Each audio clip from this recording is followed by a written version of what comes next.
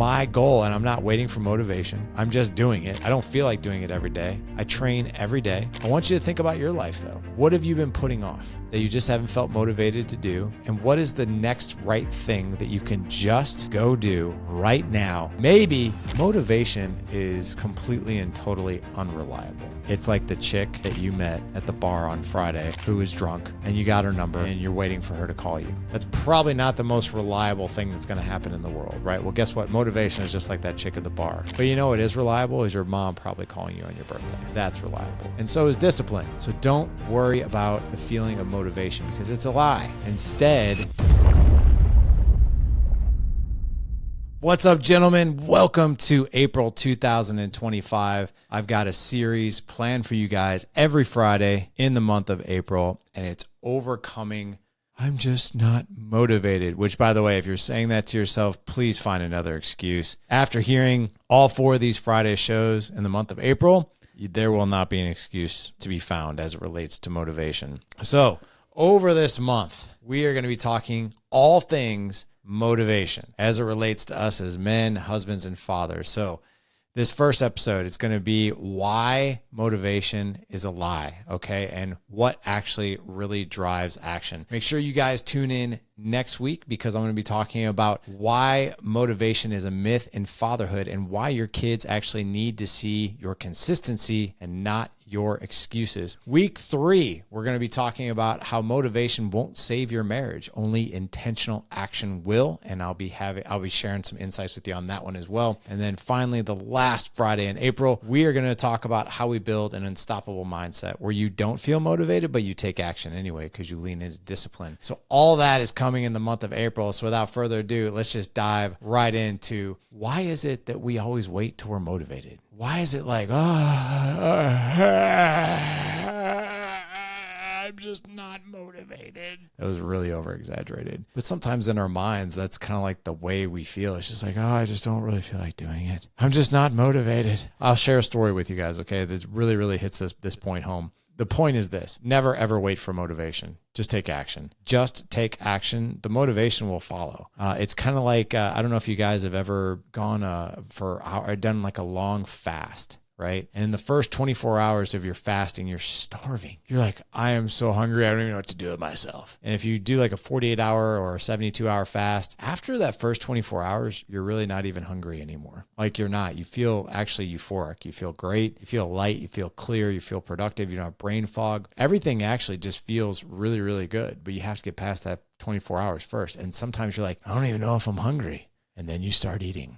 And you're like, holy crap, this tastes really good. I haven't eaten in 48 hours or 72 hours. I'm actually way more hungry than I thought. So sometimes it takes taking that first bite of food before you realize, man, I was actually really hungry. I didn't even realize it. The same is true as it relates to us waiting to be motivated. I'll share a story with you guys. Okay, here it is. And it's really, really embarrassing. Maybe this is a fumble. Maybe it's a first down. Maybe it's a field goal. I don't know, but that's what this show is called. But I will tell you, for the longest time, in July, I'm going to be 50.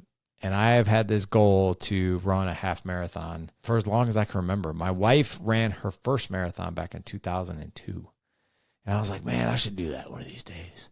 I'll do it. I'll do it when I'm motivated. And did that motivation ever come? No, it did not. So I put it off and put it off. I'll do that next year. I'll do that next year. I'll do that next year. Yeah, I'll do it when I feel like it. I don't really like to run, but I really want to do it. And here's what I'll tell you, man. For years, my kids would ask me like, hey, Dad, when are you going to do that half marathon? You've been talking about it for years. I'm like, I might do it next year. What am I teaching my kids? I'm teaching my kids to put off my dreams and my goals until I'm motivated. I'm not going to do that because guess what? That's what they're going to do. I want to actually show them like I want to take action. I just want to take action. Even if I don't feel like doing it, I'm going to go do it. Here's what I did this past year. So I did have a little bit of motivation. I had a little bit of a fire under me. So this was back in August of 2024. I was in California. I was in Dana Point. I was actually with a coach that I hired, and I was in his office with a group of other guys, and we were going through an immersion event, and we started talking about planning basically our impossible year. Like, what are we going to do this year that we think is impossible, but it's actually very possible as long as we plan it? And immediately it popped in my mind. I was like, oh my God, in a year, I'm going to be 50. So if I'm going to do this half marathon, I want to do it before I'm 50, and I want to do it before it turns cold. So, and it was in August, right? And I live in the Midwest, so it gets cold. So I Googled it, half marathon, October, 6 weeks away. Well, I signed up for it right then and there. No training. I can't remember last time I ran. In fact, I was still rehabbing my knee that I had injured the August before that, had to have surgery in November of 2023, 9-month-long recovery, had finally got my knee feeling better. By August, it was pretty much back to normal. And now I'm going to go run a half marathon. But here's what I did. I didn't wait for motivation. I didn't try to talk myself into it. I just went and signed up for it. Period. That was the action I took. I was like, I'll sign up for it and I'll figure it out along the way. Here's what I noticed when I signed up for that half marathon. I was nervous. I was scared. I was uncomfortable, but I was also really excited because the stress and the tension of putting off that goal was gone. It was gone because I knew it was going to happen. Even if I knew that I was going to suck in that half marathon, which I did, I finished dead last in my age category. Dead last out of like 1,300 people in my age category. I finished dead last, but I only trained for 6 weeks. I wasn't worried about finishing it fast. I was just wanting to finish it. Like I've never run 13.1 miles in my entire life. So immediately I started training. I created a plan. I knew exactly how many miles I was going to run every single day leading up to the event. I knew on Saturdays, I had 6 Saturdays to get in some really, really long runs. I think the longest run I ever ran was 12 miles before the actual half marathon. And then I did it. I didn't wait for motivation. In fact, here's the really cool thing. As soon as I signed up, that's when I was motivated. Because the stress and the tension of when it was going to happen, or the stress and the tension of waiting for motivation to suddenly hit me out of nowhere, was gone. I didn't have to worry about it, which was great. Now, I want you to think about how this might impact you. What is it that you want to achieve this year in 2025? What is it that you want to do? Maybe it's like, I just want to be the fittest I've ever been in my entire life, which, by the way, that is my goal for 2025. I'm going to be 50 this year. My goal, and I'm not waiting for motivation. I'm just doing it. I don't feel like doing it every day.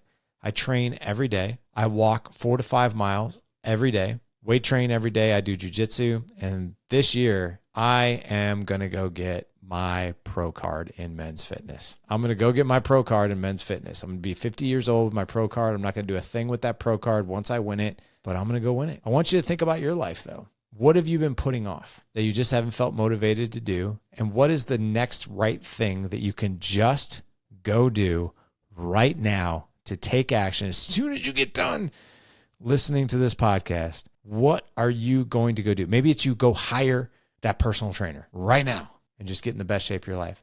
Maybe you're a single dad and you haven't dated for a while. You've been seeing that girl, man, in the gym, or you've been seeing that girl at the water cooler where you work at, and you've just been putting off asking her out until you feel motivated. The very next time you see that woman, you're asking her out, period. There's no waiting. There's no lollygagging. There is just taking action. Maybe you've wanted to take your kid on a one-on-one trip. You've been putting it off for a while. You're like, you know what? I really want to take you on a one-on-one trip. I really want to spend some time with you. Maybe it's hunting or fishing or camping or something like that, but you haven't done it yet. And you're like, I'm just waiting for the right time. Now is that time. Now is that time. Just go do it. So let's talk about just some talking points here.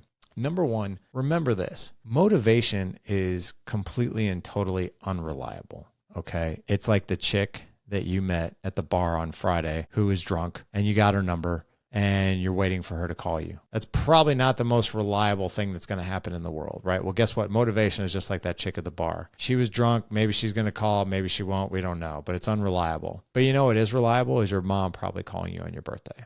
That's reliable. And so is discipline. So don't worry about the feeling of motivation because it's a lie. Instead, just be disciplined. Just rely on discipline. So like, for instance, one of the things I do, and I've talked about this on the podcast before, but I learned this little trick from my buddy Josiah Novak over at True Transformation. He calls it the 10-minute rule. Everyone who works out or anything that we do, it doesn't matter what it is, we might not feel like doing it, right?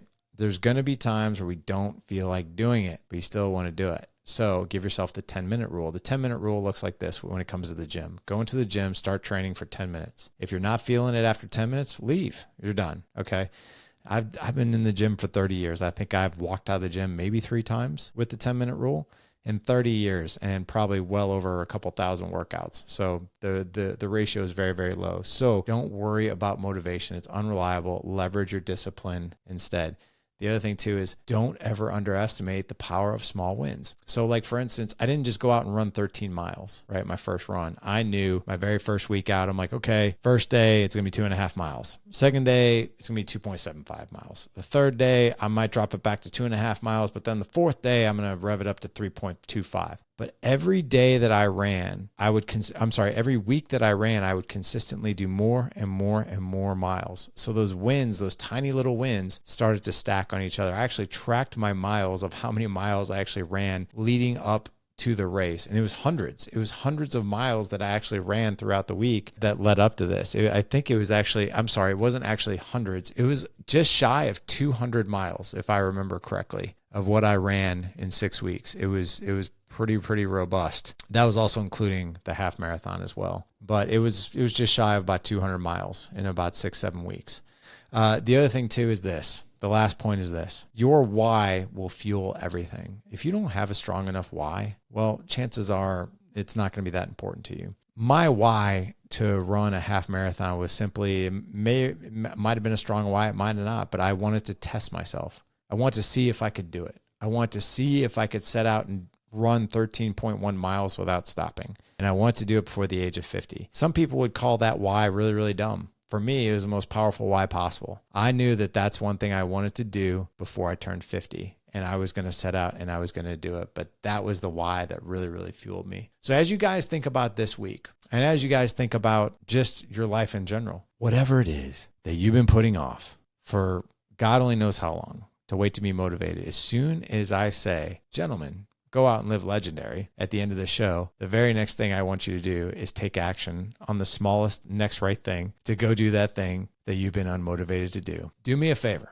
Shoot me a message on Instagram. Let me know what you deciphered. Let me know what you decided upon doing, and let me know what action you took to do it. Shoot me a message on Instagram. That's or on Facebook, either one. That's the easiest way to find me. But I am so curious. I'm so intrigued. I really, really want to know. Upon listening to this podcast, what was the thing that you took action on that you're really, really proud of? And I want to hear from everyone possible. My inbox might get nuts, but that's okay. And I'm going to reply to every single one of them. I want to know, what did you do? What are you going to go tackle? What are you going to go attack? What are you going to go accomplish? Please let me know. I'm dying to know. So, gentlemen, go out. Don't wait for motivation. Leverage your discipline. Have a really, really strong why. And always remember the power of small daily wins. Gentlemen, go out. Live legendary. Take care.